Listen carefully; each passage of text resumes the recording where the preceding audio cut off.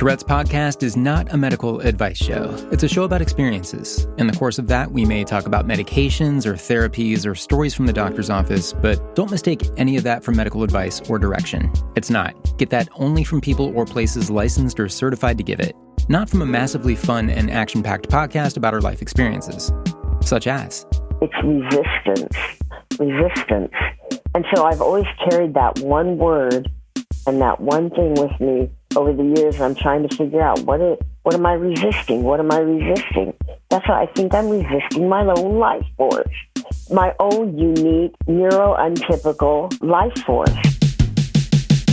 This is Tourette's podcast, made possible with support of the Tourette Association of America and part of the Geeks Rising Network.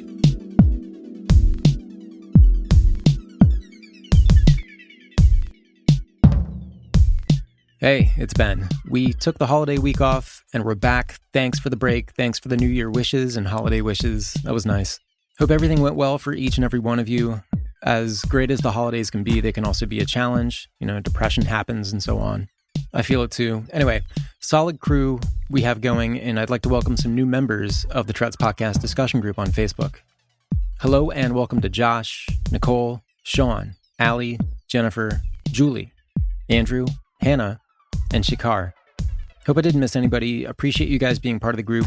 And the newest executive producer of the show, that's a title that goes to Patreon supporters at patreon.com/Tourette's Podcast, is Christopher Muty out in the UK, who is always a pleasure to hear from. Actually, I hope we can talk with him soon on the podcast. He's interesting and creative. Thanks so much to you, Chris, the newest of the executive producers. Your limousine is on its way. Going back to the first episode of this season with Adam Curry, the former MTV VJ and credited inventor of podcasting and analytical wizard, etc. Shout out to Adam. We've kept in touch, and I've let him know about the swell of people who've said they related to him in kind of a revelatory way, like the way he said that he can visualize solutions and outcomes, not having to draw it out on paper or run it through, various cold formulas. Like he can see the lines laid out in front of him and know how things are going to work. Hey, chill.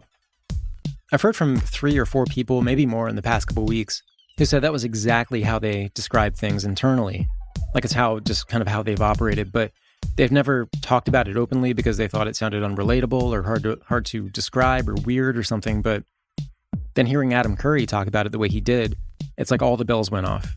Here's something sent in from Jerry Gidner, who is a verified high-ranking official in the U.S. government.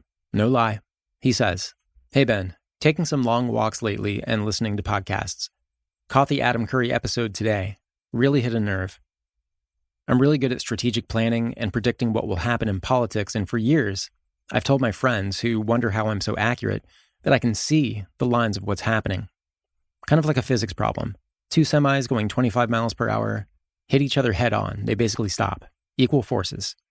But a semi hits a VW bug going 90. The bug flies in the other direction. Like that, but for intangibles. I can see it. I've even mentioned it to my therapist, who looked at me like I was crazy. So when Adam talked about seeing the algorithms and you talked about seeing what music would come next, it was a revelation of sorts. 1, I'm not crazy. 2, other people do this. And 3, it's a Tourette syndrome thing. And no, I did not see that one coming. Huge episode for me. My wife's response when I was telling her this: 1, what do you mean you can see it? And 2, you're just all kinds of weird, aren't you? Jerry goes on to say, as a leader, I try to practice servant leadership. My job is to help others grow and get what they want. Reading a book about it now by the guy who coined the term. Bottom line, to be a great leader, you have to see the unforeseeable. That takes intuition. Intuition is a feel for patterns. Boom. Yet one more way, that Tourette syndrome, which lets me see patterns and gives me intuition, makes me a better leader. End of message. And that's from Jerry Gidner. I've run some of this feedback by Adam, and he says, quote, we're on to something. And, for the scientists and the researchers listening, this is obviously just anecdotal. I'm not trying to present it as anything more than that, but it's cool to hear from people in the community who thought that was just a lightning strike. Again, that's what we do here. We share experiences and thaw out that sense of isolation. Quick reminder, go to Tourette.org and click Attend an Event to get the info on important stuff coming up like the Teen Summit, that's January 9th. I'll be presenting at that on the importance of responsible vulnerability. You'll also see a bingo night on the calendar. That's a bingo night with the Tourette Association of America where you play with these virtual cards and you can win things. I think the prizes are TAA apparel. Again, Tourette.org and click attend an event. Lots on the calendar there. And don't forget the virtual National Advocacy Day. It's in March, but there are some things you have to do ahead of time. So go ahead and sign up for that. I'll include all the links with this episode at tourettespodcast.com. And yes, the Advocacy Day is a US-focused thing. For the other Tourette groups in different parts of the world, if you guys want to send me anything that has to do with advocacy in your countries, I'm glad to read it on the show and describe it. You know, this is a global podcast, and I want to make sure that representation sticks. Okay, let's get at the conversation this week. Our guest, who is such a pleasure to listen to, is Julie. And the theme in part is, I guess, kind of medicinal creativity, to say it one way, which almost all of you can relate to, the creativity in the Tourette community. And you know what would be fun? I think this would be fun, like a Tourette art night. I haven't thought this through, but, you know, maybe just some organized virtual meetup where we create things or show what we've been working on, or I don't know. Let me know if you think that's a good idea, and I'll make some calls. Or if you have any suggestions for that kind of thing. That could be fun. Anyway, Julie says a lot of relatable things here. I mean, I feel like you're going to relate to so many things she says, the way she describes things, about the useful disconnection or alternate connection with reality that we can get from zoning in on a project, even if it's inconsequential otherwise. But not just that. You know, we mentioned killing isolation with anecdotes and personal vulnerability. That produces a result at the end of this episode, which is really cool, where we end up with Julie. Along the way, we talk art and how to get inspired when we're not. We talk about coprolalia, self-isolation, social anxiety, fighting sleep because we want to be productive and we don't want to shut that off, which I really relate to. Being resistant to our own bodies, that's a big one. Depression to the point of it being kind of life-threatening, but also how we can find things on this earth that really just kind of blow our minds and amaze us and kind of shake us, and other things that we have around us or in us that can improve our situations and get to a place of peace. Really, really love this entire thing and what we construct with it. Here's me and Julie.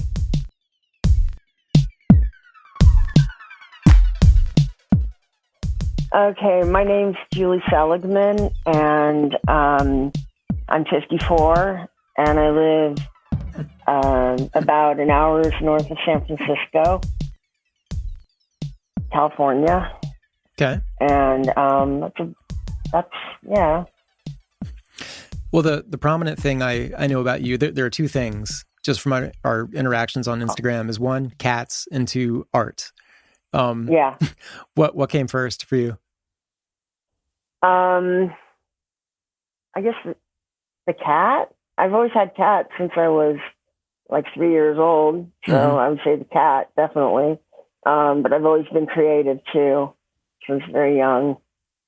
So I started making art on my iPad about 3-4 years ago. And then I just put them together. Well, they go hand in hand for me too. So I used to do a lot of drawing and painting back in the day. And it's mainly photography for me now, but used to do a lot of drawing and painting. And when I was younger, I had cats, and they were just a really relaxing, piece to add to the environment.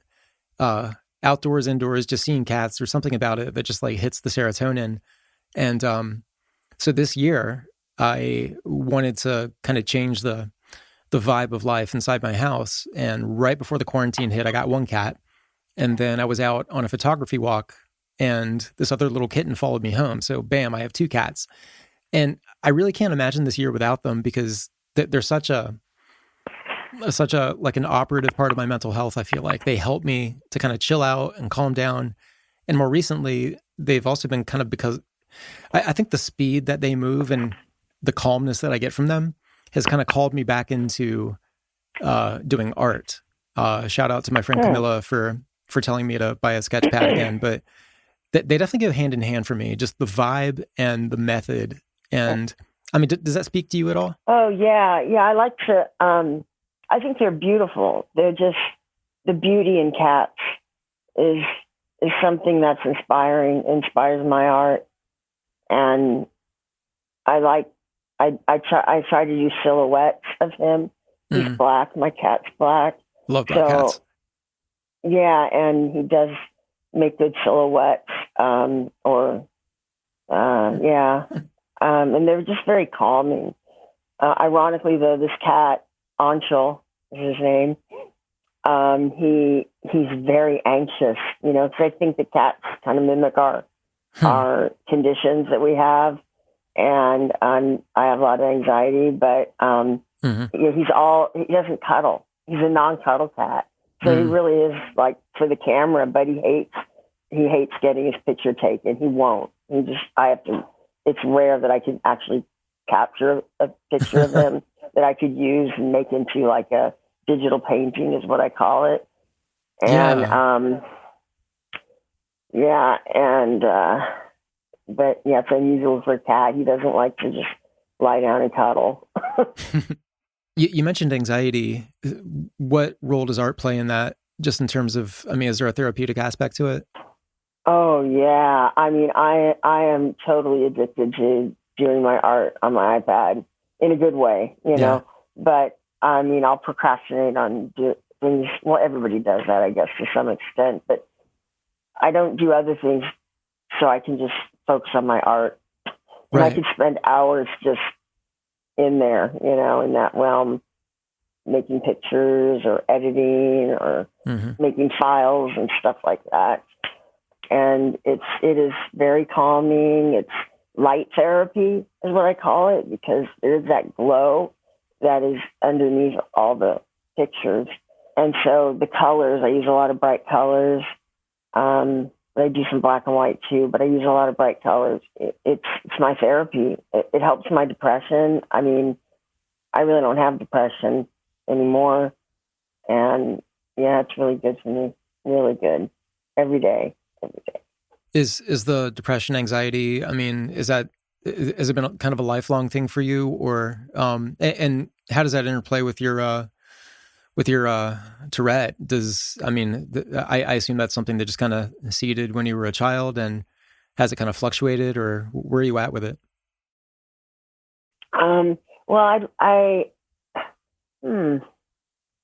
Okay. So I started having, depression when I was 15, and I really had it, intractable depression for the next 25 years. Wow. It was just like The Walking Dead,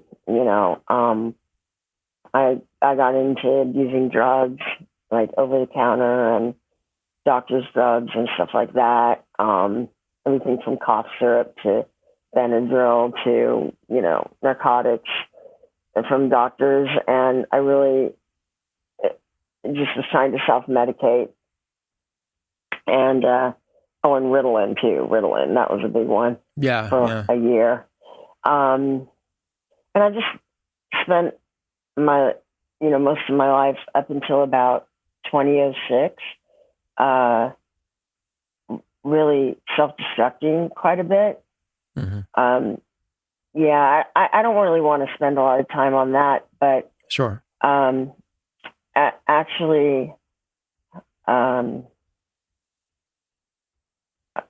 come through it all. Like I used to, in my self-destructive phase, which was the depression, 25 years of depression, up until about 2006 when I got clean for the final time off all substances and alcohol. And then the depression started to go away in 2007, and it was so amazing. I would just sit on my sofa and just eat an apple and go, gee, I wonder what's going to occur to me today. In my mind, it's going to come up like just occur to me, because, when you're depressed, your thoughts are all just so dark and so oppressive. Yeah. And despairing and everything. It's the worst. It really is life-threatening condition. It is. It's terrible. And it is. And I'd rather be anxious any day of the week than, if you had to do, because they are but two sides of the same coin.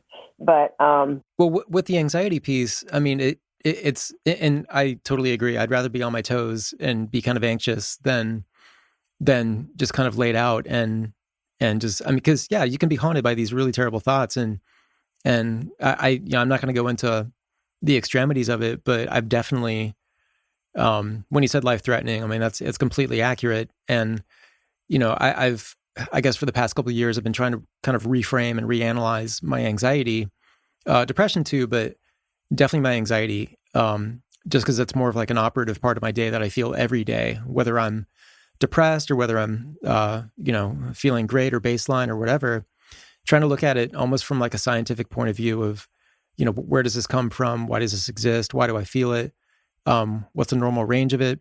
How can I identify when it's gone out of bounds? And talking with other doctors, we had an episode a little while back with Dr. John Walkup talking about that. And it's really kind of helped me to at least be able to identify the not abnormal, wrong word, the sort of bad level of anxiety, and almost be able to look at it like it's behind glass versus something that's really going to touch me, even though I'm still feeling it, and almost using it in some operative way, and kind of, it does inform my art. It informs the way I photograph things.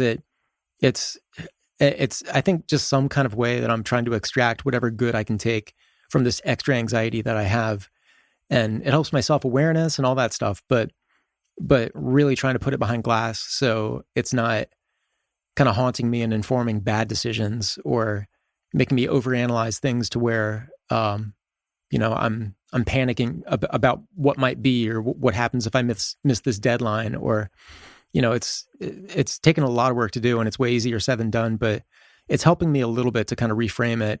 Because just like you, I mean, anxiety's just been a thing for me forever. I see the Tourette's, I see the Tourette's, the tics, the energy of the Tourette as anxiety. They're anxious things, and in a word, I think of the energy of Tourette's, the tics, the urges to tick, the irresistible, lightning fast, right? Yeah. As in addition to what we already have, everybody has anyway, which is the life force or chi. The life force in every living thing. And that with the Tourette's energy, it's sort of like, it's extra, so it's the sparks. It adds spark to the breath or the energy of the chi. And I don't know how to explain this right now. I'm so nervous. No. Oh my God. No, I follow you. And I do want to bookmark one thing you just said about the tics kind of coming lightning fast.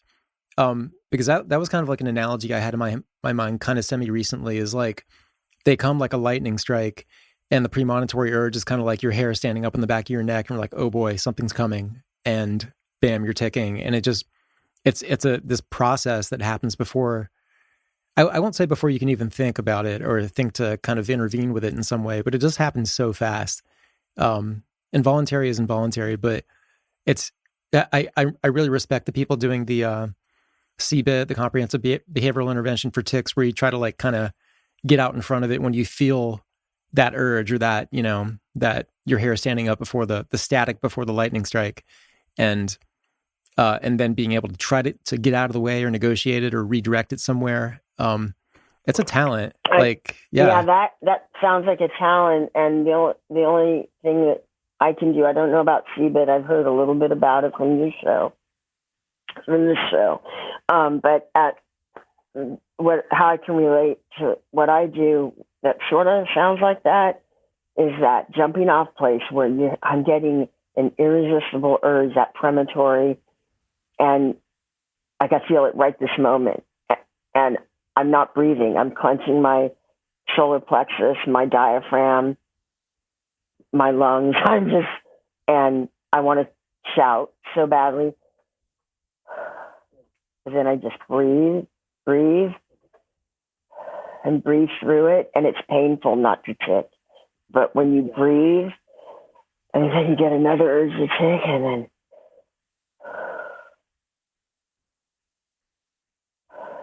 then you just kind of breathe through it. I can only do it when I'm really, I don't know, I'm still working on it, but it's a work in progress, but breathing, transmutes that energy or makes it, it subdues it a little bit. Because, for example, when I'm doing my art, two things, my tics that happen when I'm really excited about what I'm doing or what I'm seeing or the colors or the angles or this or that. And it also goes for looking on Instagram at, whatever pictures I'm looking at. And I just will comment, oh, yeah, oh, that's so beautiful. I love that. Or, like that. And it's really calming. And then I may have tics, but they're different. They're softer. They're just me. I don't know how to say it. They're just ordinary words. They're, like that. But when I'm involved in doing something that I really enjoy, most of the tics and urges stop. They just stop for me. And I think of the breathing exercise when I feel an urge to tic or a barrage of tics coming on. I do that breathing through the painful denying of the urge, which is when you deny it, it's painful. You think, I can't breathe. Yeah, you can't breathe because you're not breathing. And that's why, the tics are going to sputter out. I don't know. It's hard. Yeah. It's so, I think of the breathing as breathing through that urge, that painful denial, the tic, as similar to being relaxed when I'm doing something creative and I'm enjoying, or even good conversation. Another one is I walk into a forest, redwood forest, and it's like a cathedral of a really sacred cathedral, and my tics just stop. Wow. There's no urge. There's no trying. There's no breathing. I don't have to breathe through it.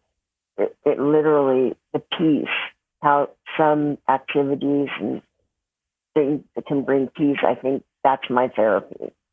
And that's what my art does that I do with my art, brings me peace, and anything that can bring me peace intermittently throughout the day.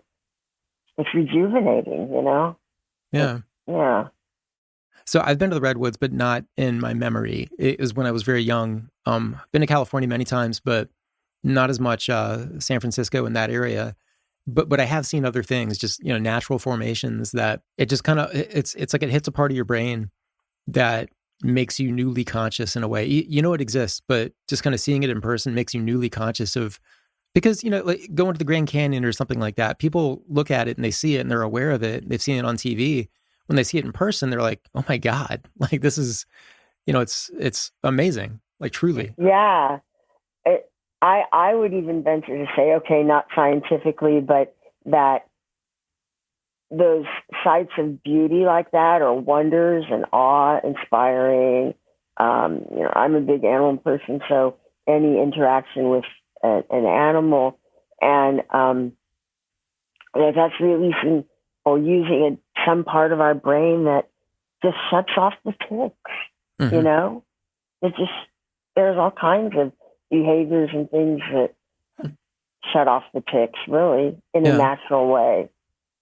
And I think it's different for everybody because we have different interests stuff. But I think about beauty, especially, of course, the beauty of nature, that it is, but even architecture, oh, yeah. And lighting and all that, everything visual and music, and sound, ASMR and all that. Yeah. I have that. Oh, and the ear tic, by the way, I feel like I can move my inner ear. Oh, the ear popping tic? Tick.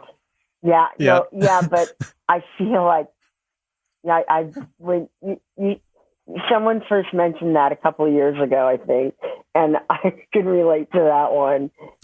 Yeah, a lot. Yeah, apparently it's kind of a talent to be able to do that, even though it's involuntary. In our case, that it's kind of like a coveted skill, I guess, among like divers and people like that. Oh, it's funny. I have really good earplugs that I put in. They're silicone, and just when the noise in my head and the pressure in my ears gets to be too much, I either have to do a loud hooting tick, which would blow your microphone. So I'm not going to do it. But or I put these earplugs in, and it really makes it really quiets things down, both auditorily and also in my head for some reason. It's really strange. Yeah, we had a guest about maybe a year and a half ago who he wore headphones all the time, like noise canceling headphones.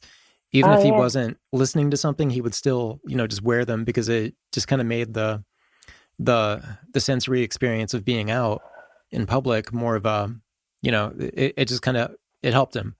And yeah, I've gotten to do that. I have a pair of wireless headphones, like Wi-Fi headphones or Bluetooth, and I just put them on. They're comfortable. I can wear them for long periods of time.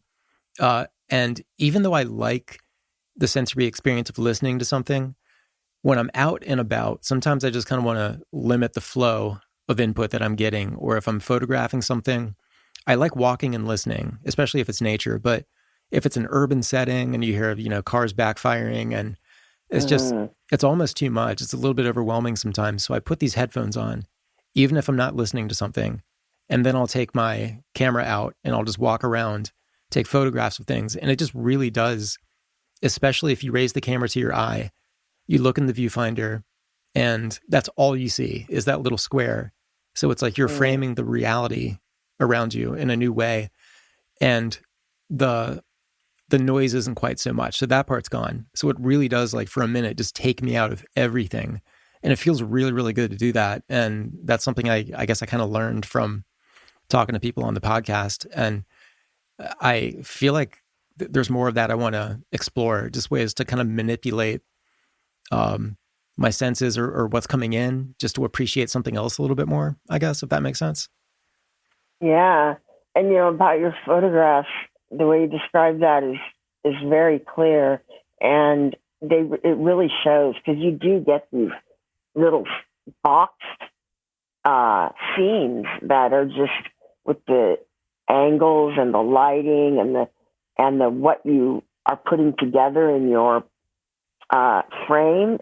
That it's amazing. Yeah, you really do have a way of honing in there on the, framing it in this box like you described. It's amazing. Well, it's such a big mental health thing for me to do it. Just, it's my job and it's what I do for a living, but I carry that into my free time too, just because it's so powerful and I never get tired of it. Like it feels fresh every time I do it because there's always something new to see and something new to make, which, I'm sure is the same feeling that you get from creating your art. Is just, there's a new way that you can do it each time. It's like limitless options, but in a kind of a comfortable way. It is. I like the pictures I take of my cat, and then I'm making them into these, digital painting type things, or even just using different apps. And I create something out of just silly little apps put together, because I go back and forth through, 3 or 4 or 5 different ones. And I've taken black and white pictures, and then I go in this one app and I can add color. I love it. And then I go into another one, and it's just, it's a mixture of all these different apps. So it's really fun, to the point where I don't like to go to sleep at night. That's my problem. That is what I do. Oh my God. My psychotherapist actually recommended getting a weighted blanket. Do you know what those are? Yeah, I bought one a while back, and it does help. It helps me. Oh yeah. When I can make myself go lie down in my bed. That's the trick. I know that is the trick too. But when I put that on me, I'm asleep within 3 to 5 minutes tops. Wow. Yeah, I put it over me. I snuggle under it, and I feel protected. Yeah. I have OCD around thoughts around someone's going to break in and rape and murder me. Okay, that's like every night almost. Wow. And actually it started up last night, and I was able to catch it. And because I listened to this OCD Stories podcast with Dr. Michael Greenberg was a guest, and he has OCD, and he said the ruminations are the compulsion. The people that have the mental OCD, different themes. Yeah, the rumination about whatever your theme is the compulsion. So instead of having the anxiety and then I have to go wash my hands is the typical one, which isn't, I'm not minimizing it in any way, but with the pure O, how we call it, the pure O, with just the mental, the ruminations are the compulsion. And it's true, because last night I started to have those thoughts and I went, this is not happening tonight. I'm going to sleep tonight under my protective magic blanket, and that's not happening tonight. And I cut it off. And then that's it. He said, you just stop ruminating. So it's almost like a thing about being mindful, because in mindfulness, you have to put your consciousness like in your body, and be aware of the five senses and be consciously aware. Brings you right back to the moment and what's happening. And if you're ruminating, you're definitely, I don't know, I'm teetering out here. I totally know what you're saying. Like with me, and I talked about this a little while back about how I did yoga a few times, and I always thought that yoga was something I would never be able to do because of my ticking and because of how antsy I get and just how hyper I feel. And plus, like, just being constantly worried that I'm going to tick. I was like, yoga, there's no way, it's impossible. But I tried it, and the instructor had a really nice, relaxing voice. But, and again, I'm not speaking scientifically. This is just kind of how I was feeling at the time, was that it's almost like my senses were so heightened because I was so tuned in. It's like this weird kind of balance between being tuned in and tuned out. And and you let it flow. You let that chi flow. Yeah, it's let like it flow through you. Like what was flowing through me was sort of like this, just a really comfortable, far-reaching awareness of what my senses can take in. And in doing that, there was so much concentration on that it's almost like I was outrunning my own brain by just letting the external world kind of happen to me. What I was hearing, like what colors I was seeing on the other side of my closed eyelids, and just all this stuff. And then your brain kind of goes into whatever the instructor is kind of, painting for you in your mind.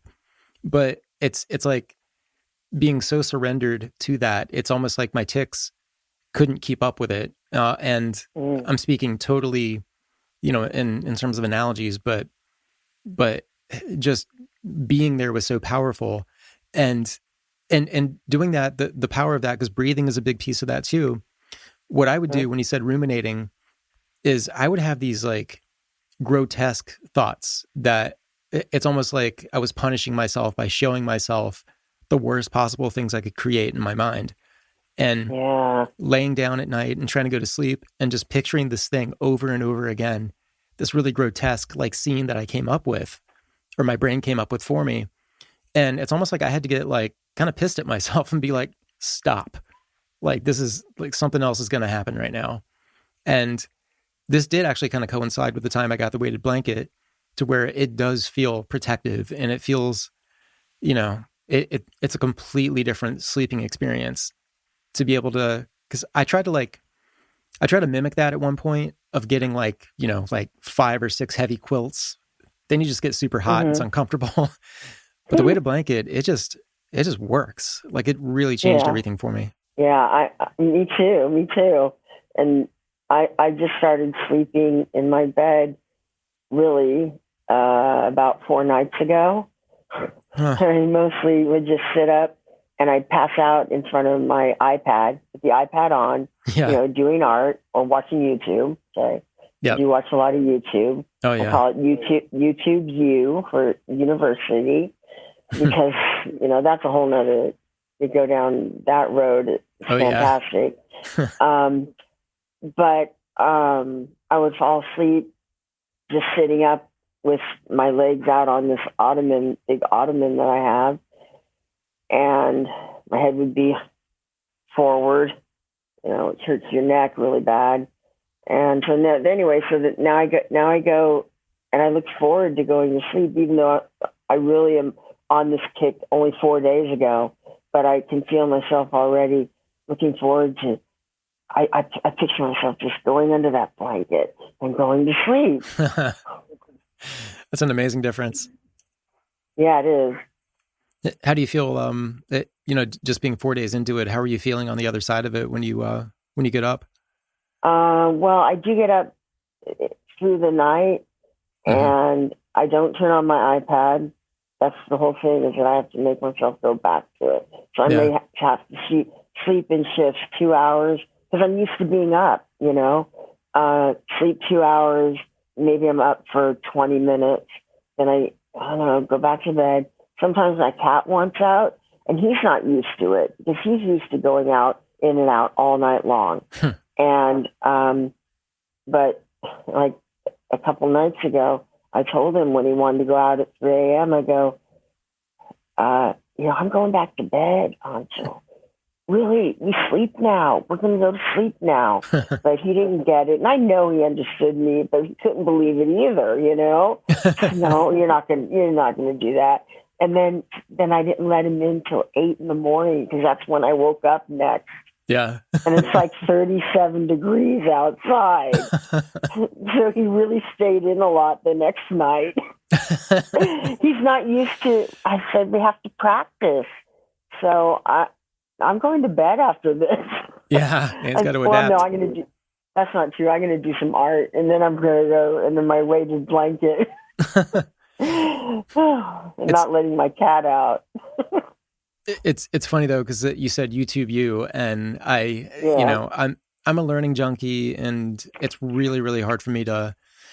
I don't know if it's necessarily that I'm like hooked to my device specifically, but the ease of access with it is something that I love learning. I love watching something, learning skills or a new angle on something I already know, or history, or just something. And sometimes I have I'll have a documentary or something playing on YouTube on my computer while I'm also editing photos, or I have to just kind of pack my head with things. And that's always been something for me that's made it really difficult for me to get into the mind frame of, okay, I need to sleep now.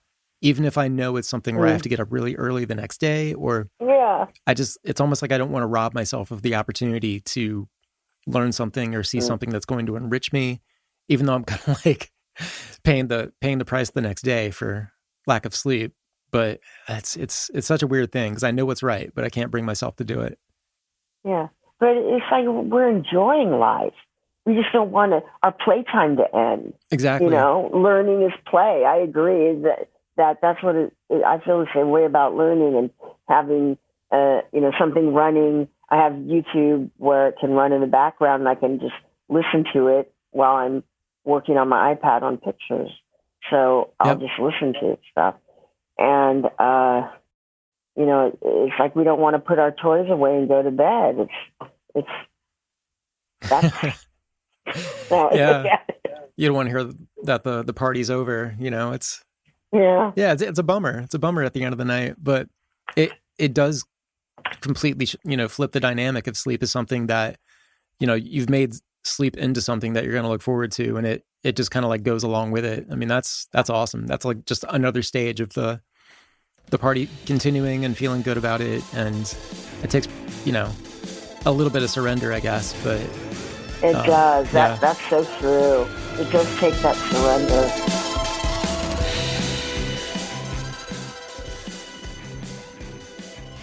The Tourette Association of America is the premier nonprofit working to raise awareness, advance research, and provide ongoing support to those with Tourette syndrome or tic disorder.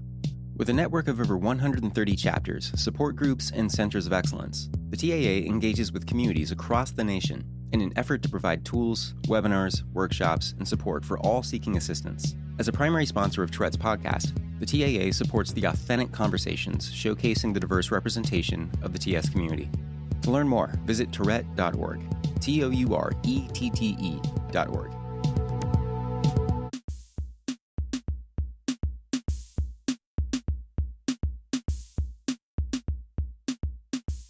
So with art, I mean, that's is this a daily thing for you where, or do you have to wait for inspiration to strike, or do you, because with me, I'm always ready. I'm always ready to do it. I'm never uninspired. And it's almost like my mind just kind of craves it. And then the benefit is that I feel like it does help me mentally throughout the day to just kind of meditate, so to speak, and just kind of shut off everything else and just kind of become, a part of something I'm creating. And there's never a time when I don't want to do that. I'm always into it. It kind of goes in cycles. I don't necessarily have a lot of time because, here's what it is I'm watching too much YouTube. I'm watching it too much. And it's all learning things and interviews and a lot of news. And I think that, I don't know, I'm in a bit of a slump with it right now. Yeah. But I have so many files of pictures. I have like 75,000. And of course, they're not all just great or anything. So, sure. but I can go through the last few years and see something, and that could be a jumping off point. So by that, looking back, even when I think I've improved in the last couple of years, but I can find something really bare bones, and then I can embellish it and make it, get inspired just by looking at old pictures that I think I can improve upon. So when I'm not feeling just automatically inspired, I'll go through my files and look. Oh, what about this? Oh, I forgot about that one, and then I'll jump off, get inspired that way. Yeah. Yeah, I've been doing that lately as well. I've been, typically I go on these really long walks and I take photos, and I always bring something back with me that I like. But the days where I can't do that, that's what I do. I mine the old hard drive for things that maybe I didn't like at the time or didn't catch my eye. And then there's something new about it where I'm like, why didn't I do anything with that photo? That's cool. Or I really like this. And then I'll have a new connection with something that I wasn't really feeling at the time I made it. And yeah, that's fun. And I guess I say this sometimes, it's that I don't know if it makes my tics go away, but they're definitely not bothering me at that point. Like it's just, it's me doing something I feel proud about, and I don't have people looking over my shoulder. I'm just kind of in my own element, and ticking is just kind of like a wash. It's not something that I have to worry about at all. Yeah. There's like hard ticking and soft ticking. So with my coprolalia, it can be so harsh, and it's mostly just let out at my house alone. But it can be it's a downer. It's a downer for me. That's why I try to cultivate that breathing through when a barrage of ticks, I feel it coming on, or it's already started and I want to stop. It's not for anyone that may be hearing me outside, or sometimes, the inspiration, though, is for my cat. He doesn't like it. Honestly, he really doesn't. One little like that, and he just leaves the room. One little tick, and he leaves the room. Huh. So, so that's what I think. But basically, what inspires me to try and modify it, there's the word, modify the tick, is just because it's hard on me. Because you know what it is? I'm ruminating on the tick. on the word, whatever it may be. And sometimes they're ordinary words. It's everything under the sun, really. And I even have a vocal tick that goes, love, like that. But how inappropriate. You can't be out in public or just, letting that out either. Right. So it's all socially inappropriate. The facial grimaces, the everything. Yeah. But I guess it could be worse than love. But, but that one seems to like put a stop to all the really harsh words that are coming out. It's almost like a reset, Huh. It's so interesting. I find the ticks very interesting, and the personal experiences and that people talk about, and my own, and the almost metaphysical or the energetic. Obviously there's something in the brain, and it's organic and all that. Yeah. But it is energetic as well, and I don't mean I just mean like a life force, the chi. Have you always kind of viewed it that way, or was there anything about the ticks that you observed that made you kind of tune into that? Well, in 1990, I saw a holistic doctor, and he was very strange. But one thing he said to me was, this was before I was diagnosed. So I wasn't diagnosed until I was 24. Okay. And that would be 1990. And I saw this doctor, and he said, he saw me, ticking, and he goes, it's resistance. Resistance. And so I've always carried that one word and that one thing with me over the years. I'm trying to figure out what am I resisting? What am I resisting? That's why I think I'm resisting my own life force, my own unique untypical, right? Life force. And people with Tourette's have life forces that are bigger, that are different, or anyway. And we still don't know everything about the brain. And I really look at it that way, that I'm resisting the flow of my own vitality. Okay. That's, and I can take, if I just allow my vitality, is another way to say chi, to run, I'm going to breathe more deeply, because in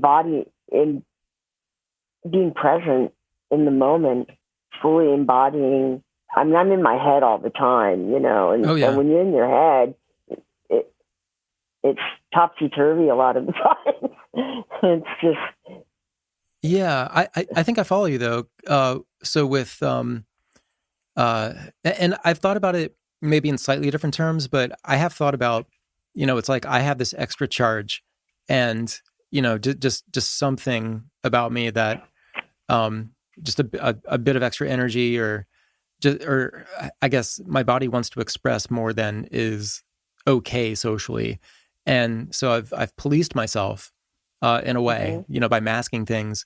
And that has definitely caused me pain in different kinds of ways, whether I'm just kind of denying myself being who I am and letting the natural me just kind of fly, and whoever can take it can, and whoever can't, I don't have to be friends with them. But the word resistance, I think, it says something to me just because of the denial that people put into their own. It doesn't have to be Tourette. It can be, kind of anything that you're trying to bottle up or not, not put on your sleeve, when you're out in public. And it's like that level of resistance I feel like it kind of influences other aspects of your life. And I've wondered about, because I've always been a very self-conscious person. And I could say that, it's because I have Tourette, but is the hyper awareness and being in my head all the time for having it, has that also sort of become like the practice for other aspects of my life where I'm really cagey and I'm an introvert. I don't like being out. I don't talk about my personal life too much, except for on this podcast. I just kind of, I just kind of have like a very, very, very Cliff's Notes version of myself when I'm out in public interacting with anybody. And then when I'm at home being myself, it's a completely different thing. It's like, so many other aspects. And I can find, I feel free. I feel better.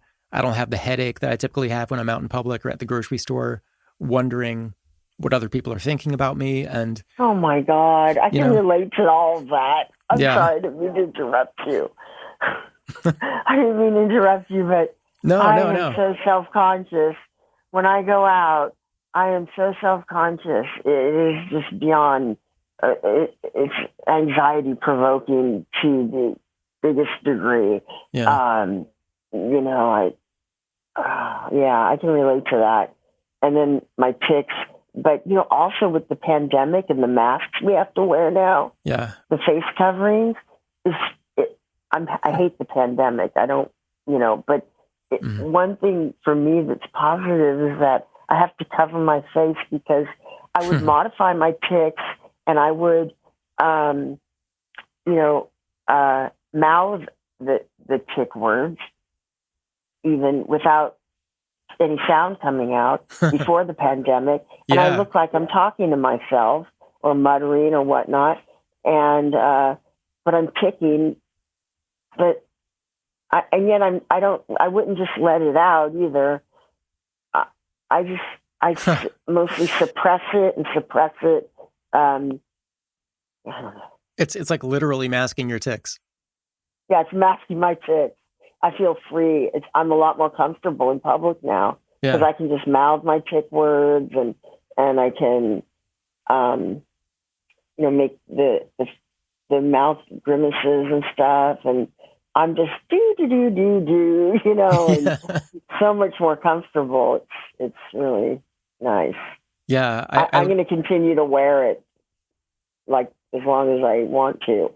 I've enjoyed it. I bought some really comfortable masks just to, kind of lean into the experience a bit. And yeah, same thing. I have this tic that I just kind of I've had it for a long time because certain people in my life have kind of pointed it out to me from time to time, but it's one I just noticed again that apparently I do all the time. I didn't realize it, but I kind of do this weird thing where I kind of like almost like pout out my lips and just kind of like stick my tongue out like I just like drank water or something like that. And like I'm almost smacking my lips in a way. And I did a video for the podcast network that for Geeks Rising that the Tourette's podcast is part of. And I was looking back at it as I was editing it, and I was doing it all the time. I was doing it nonstop. If I wasn't talking, I was doing that. Completely had no idea.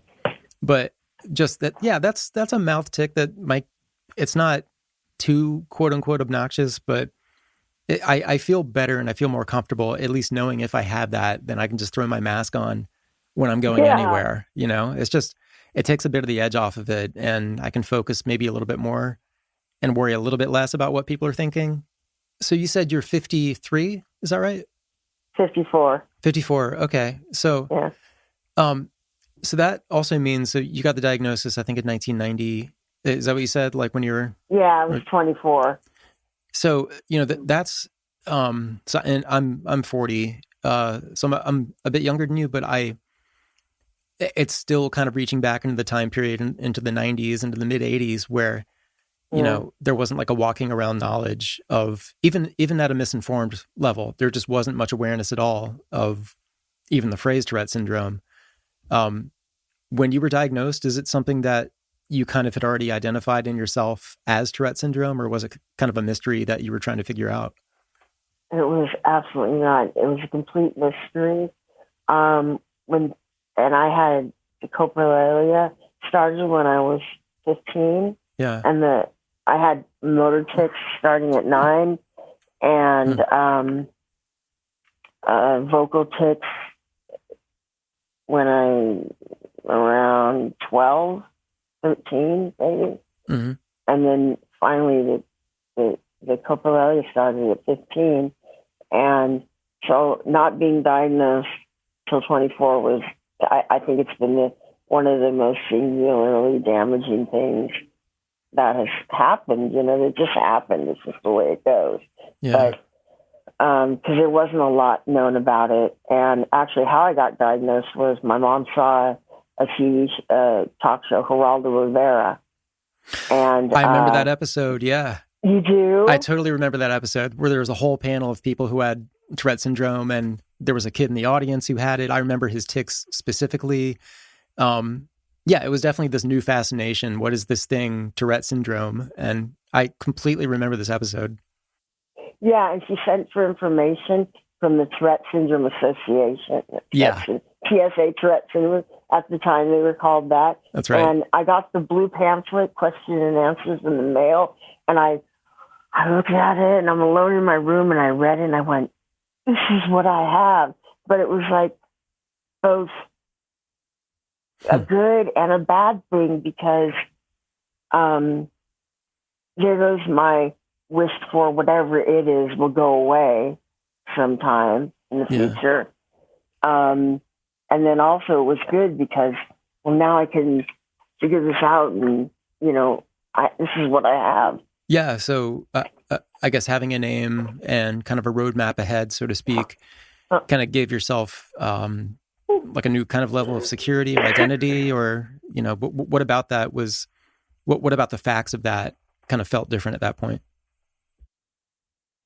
It was like a light went on in my mind, a light, like, aha, this is what it is. And my mom took me to a medical library in San Francisco, and we went and copied a bunch of literature, scientific stuff, mostly, on Tourette syndrome. And I just devoured it, wanted to learn everything about it. And yeah, that's what happened. That's what I've been doing ever since with it, is I just want to figure it out, Yeah. I just want to, I've thought about getting that deep brain stimulation, because I believe mine is that severe and it impacts my life that much. Yeah. I've thought about it. I don't know. I saw a lot of things going on right now, so I haven't pursued that, but I think it would be good. What do you think it would, I realize the wording of this is kind of stupid, but what do you think it would do for you in terms of your life, things that you maybe feel like you can't do currently? The pressure. The pressure of trying to not tick, the pressure of modifying my tics. Yeah. So I feel I experience the Tourette's. I mean, yes, you can channel it into creative things, and the life force, and all these things are true too. But at the same time, it's like this hard pressure in my gut that I just feel a lot, unless I'm doing my relaxing things, which is good. But when I think about being out in the world, that pressure is in my diaphragm, in my belly, and it's just this anxiety that, I don't know, maybe like how you thought about yoga, and you thought, oh, I can't do that. No, that would never work, because everything you said about what you'd anticipate, and your tics and stuff. Maybe I'm projecting that whatever I want to do from here on out in the world, and I do have goals and things that I want to pursue that are very viable, actually. And maybe I'm just letting myself be held back because of the pressure of the Tourette's. Yeah. And I don't know, I'm working on it in therapy about just going forward, Yeah. I have a few things that I'm interested in doing. Like a blog. I'd like to do a blog, but I have no idea how to do it. But I just have to learn how to do it, but I haven't learned yet. I haven't focused on that totally. But I want to write about Tourette's and these things that you talk about, that all of us talk about together, and my own experiences. I would like to write about it. Yeah, I mean, just the act of just writing something too is, you can have these thoughts in your head all the time, but sometimes just writing it kind of changes the complexion of it, and you almost find answers when it's almost like you're working out a problem in a way, even if you're not really consciously doing so.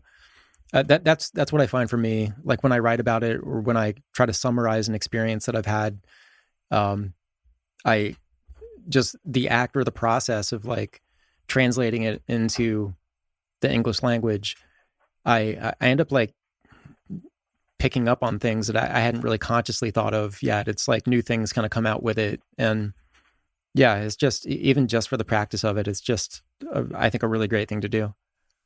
Okay, I'm going to start then, because I cut my fingernails a couple nights ago because I'm getting ready to type on my hard keyboard. Oh, yeah. Because my iPad, I cut them, they're all short, so I don't have to, my nails don't get in the way then. And I'm going to start writing.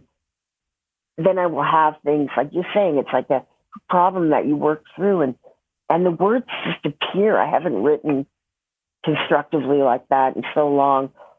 I hear all these snippets and these ideas and things, and I totally, you're so right. That's what happens when you write, and they just, it just, yeah. our brains release the information once we just start making a picture, then our wisdom, or whatever it is happening in the brain, just fills in the rest. Yeah. It just turns on something in your brain. And I'm so much better at writing things out than I am and trying to speak or think off the cuff or things like that. I mean, I feel like I can do so much more with so fewer words. And the clarity and all that that's always been kind of a part of my life. I've always liked writing, but just specifically for that, just getting it down, you make discoveries that way. And yeah, I think you should. That's awesome. I mean, if it ends up, not being what you thought it was, then, no harm. But I have a feeling you're going to feel great when you do it. Yeah. I'm going to, because it's a discipline too. I have to turn off YouTube. I have to let the cat out and whatever, and learn how to write it on the iPad, which I know, but just to hone it up a bit, and just let it happen, make it happen. What haven't I asked about that you think is important? It's hard to believe we've been going for like an hour already, because this has really kind of flown by. But what is there anything that you're still trying to accomplish? Any unanswered questions or anything like that? I mean, what else is kind of right in front of you when you think about your Tourette and everything else that comes with it? Since we started with the depression and anxiety and that, I would like to say that humans have a superpower, and it's called resilience. And resilience means to bounce back. So I can have this most stressful day or moment or this, that, and just a little break, and you bounce back, I mean, I know deep depression is one thing, but I mean, having spent 25 years in depression, I did a lot of work, and I worked through things, and I look at it like I've done my time with depression. So when I do feel myself getting down, I don't nurture that. I don't go down that road. And I try to keep in touch with things that relax me and rejuvenate me. And I just think that the resilience within human beings is something that doesn't get acknowledged a lot or focused on a lot. But I see it everywhere. I see it all the time. And depression is something that there's no hope when you're depressed. But I don't know how to say it, because I've been in both. I've been deeply depressed for half my life, and I'm not perfect now or anything, but I have normal range of emotions. Mm-hmm. I would just like to share my insights with people and help people that have gone through similar things like that. So I'm thinking of doing peer counseling. Oh, nice. Yeah. There's a certification program up here that I can take, and it's all Zoom now, so I don't have to leave my house. Right. Which is good too. Yeah. There's something in the word resilience, because if you've been through what you've been through, and I think you're right, everybody has the superpower of resilience. Yours has been tested, and it's been proven. Mm-hmm. And you've gotten through the worst, and just being able to say that is that my resistance has been tested and proven, and I'm here because of it, or I'm here as the effect of, it is really important to acknowledge, and I appreciate that. One other thing, I would like to say that my heroes also are people like us that have to live with, anybody that has to live with people are all heroes. People with mental health conditions, we are really heroic in what we have to cope with, so that even if I don't become a peer counselor, even if I just hold this status quo of my life the way it is now until I leave the earth, I'm still a hero. You know what I mean? I don't think we all have to be high achievers for us to be triumphant, is what I mean.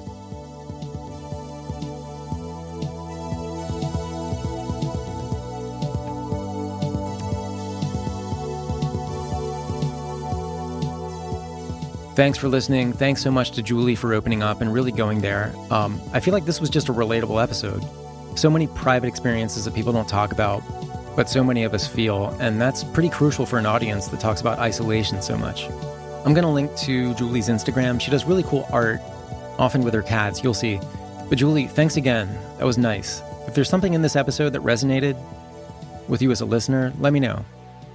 tourettespodcast@gmail.com.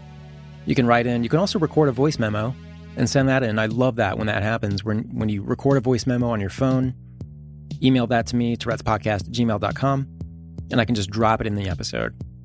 If you want to write something out, you can also use the contact form at tourettespodcast.com, or take it to the discussion group on Facebook, where we have hundreds and hundreds of members dropping comments, asking questions, answering questions, being a support for hard situations, and on and on.